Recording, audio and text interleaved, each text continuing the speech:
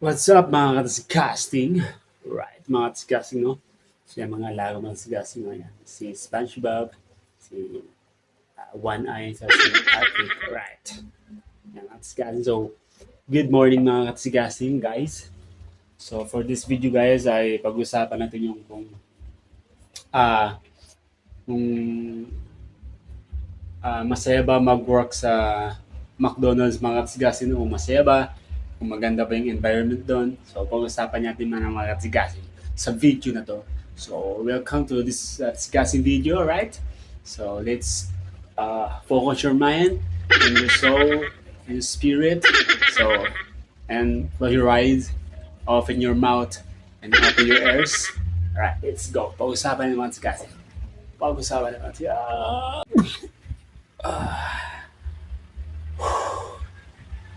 Alright, mga disgust.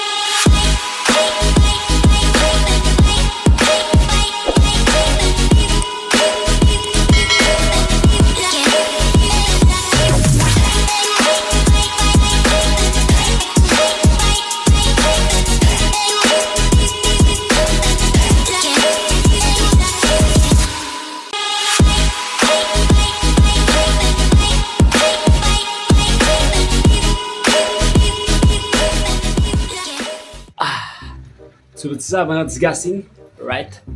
So, yun mga disgusting, no?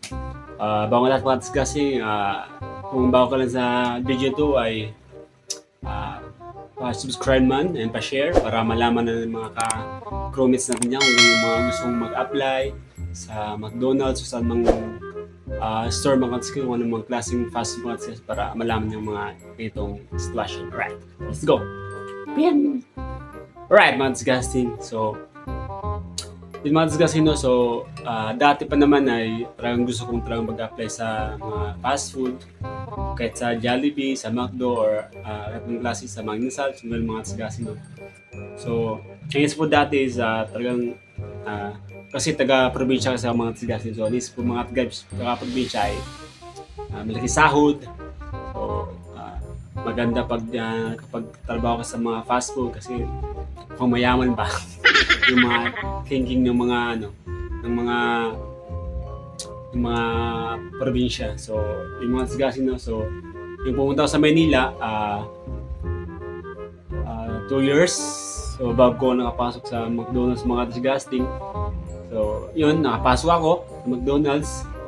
So una is halong kaba. Pag nakapasok ka sa McDonald's, halong kaba, halong hiya kasi first time mo. So kaba, tapos along the way is yun na nasasagap mo na yung mga patakaran, mga ano yung mga kung paano yung daloy ng work environment doon sa McDonald's mga disgusting, no?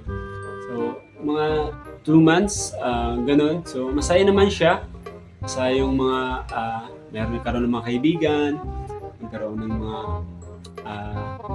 kaaway, mga disgusting ba na hindi nakasaan yung mga mga gusto nyo. So nagkaroon ng mga tampuhan, yung mga ganun. So masaya naman siya mga disgusting. So along the way mga disgusting, pagpatagal ako, nagkaroon ng mga kaibigan, lalo sa mga manager, no? So yan, kailangan talaga na maging malapit ka din sa mga manager mga disgusting para mas marami yung schedule mo. So yung mga disgusting, no? So yan, masaya siya every day, excited ko pumasok kasi talagang siya, pag may kailangan dun sa mga nagtutulungan yung mga crew. Minsan hindi. So, minsan nanduduga ka. Pag bago ka mga disgusting, no, ay talagang nandun yung nadudugasan ka ng mga matatagal na mga disgusting sa McDonald's. Gusto. Minsan, pinapalinis ka, pinapahugas ka. So, natural naman yun kasi bago ka pa mga disgusting. So, kailangan mo sumang-ayon dun sa mga So mga inuutos ng mga natagal sa lalo ng mga crew chief. So, yun. So naman siya. So, hindi naman every day na masaya. So, merong nakakapagod na, nakakaasar, nakaka-stress, yung mga feeling na parang minsan nagsasawa na din sa work mga kasi ah, everyday yun ang mga ginagawa mo walang pagbabago. So, yun lang mga disgusting yung talagang ah, mahirap kasi minsan hindi ka nakakain ng on time kasi dating time na gutom ka. So, hindi ka makakain kasi madaming tao, madaming orders, mga sigasing nakakatisgasing talaga pag sa mga fast food ka nag-work mga sigasing kasi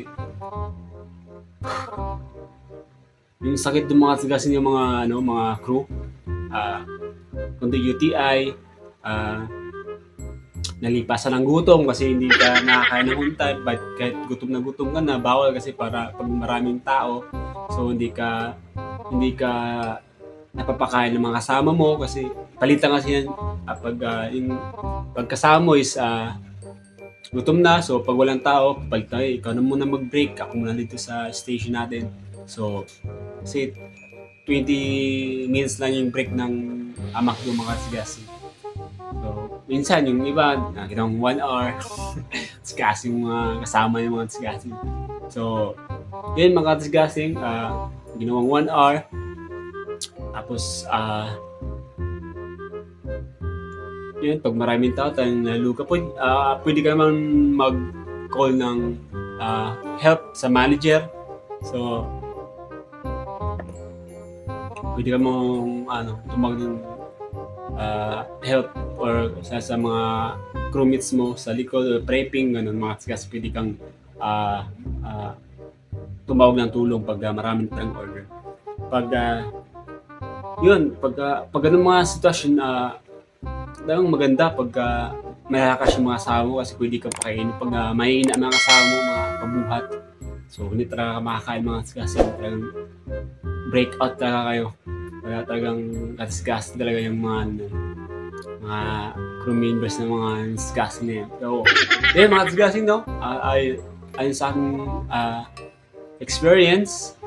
So, masaya naman siya na may halong inis, halong lungkot, halong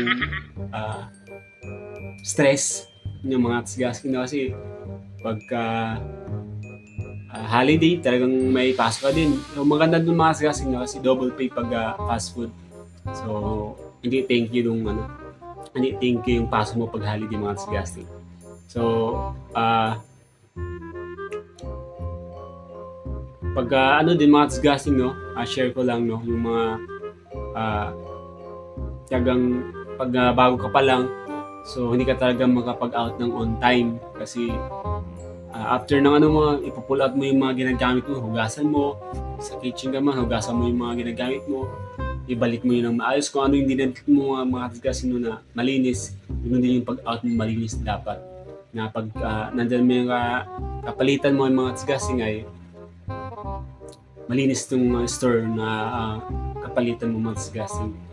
So, pag hindi pa malis mga disgusting, minsan, abutin ka ng 1 oras bago ka maka-out mga disgusting. So, hindi walang bayad yun. Pag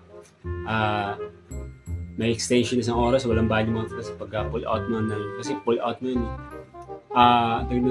Turnover pala mga disgusting. Turnover yung mga disgusting. So, walang bayad yung mga disgusting. Turnover mo yun.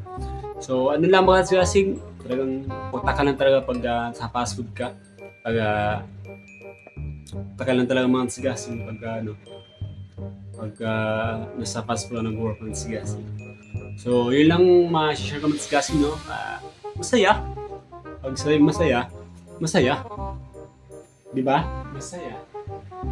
Masaya So, yun ang mga disgusting, yun lang ma-share ko ng disgusting, talagang pag work ka talaga. Wag lang kasi bawal sa store na cellphone, bawal talaga pag work time, bawal chat-chat mga kasi bawal din tapos kinukuha yung cellphone mo ng mga manager pagka nakita nila na naghahawak ng cellphone during work time mga kasgasing. So, yun lang mga kasgasing, no? Sana may nakuha kayong aral dito sa kasgasing video na to. So, masaya naman siya pag mga kasgasing, i-enjoy nyo lang pag nag-work kayo sa McDonald's na enjoy lang yung environment kaya may nakakainis lang, just go with the flow. Alright, so yun lang mga kasgasing, no? So yun lang mga kasgasing, no?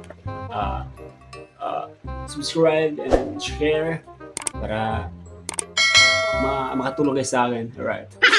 So yun lang mga kasgasing, bye bye.